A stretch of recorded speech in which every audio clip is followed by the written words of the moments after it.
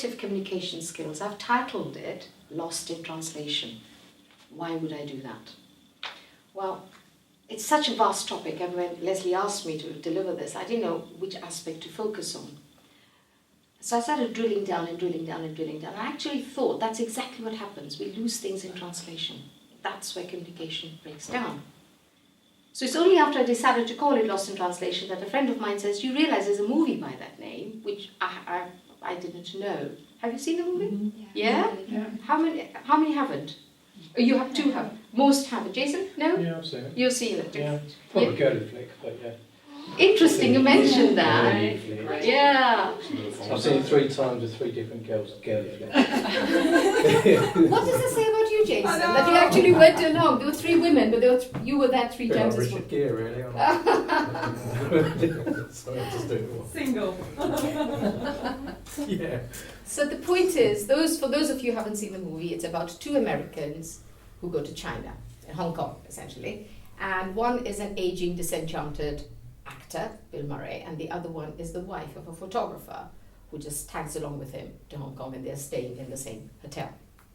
So that's what I knew. That's what my friend said to me. So, okay, so I thought, oh yeah, Lost in Translation. Obviously, the Americans and Chinese, they can't talk to each other. That's what it's going to be about.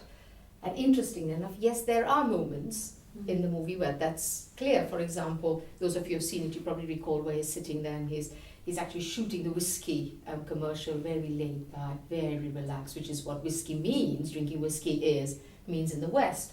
But then the Chinese director walks up to him in a very animated way, sort of, for 20 seconds tells him something in Chinese.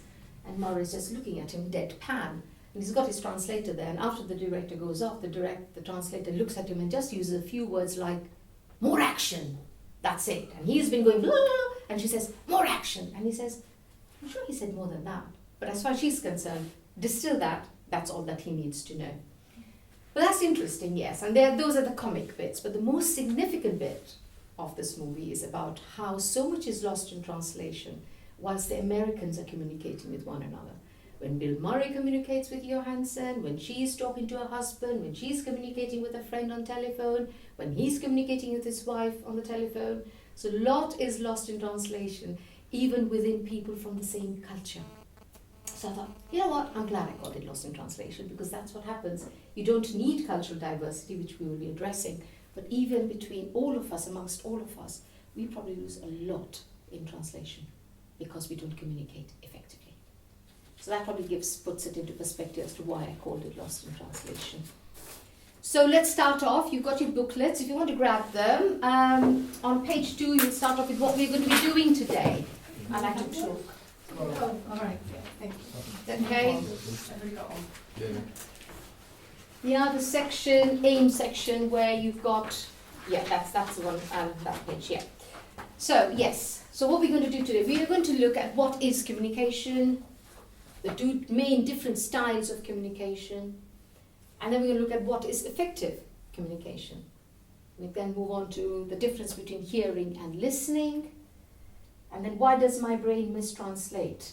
Why are we such bad listeners? What influences our listening? And then I've called them saboteurs to effective communication, biases and emotions. They'll become very clear as we go through them. And then D, ways that you can manage these saboteurs and remain effective communicators. And finally, we'll finish off with feedback and lunch.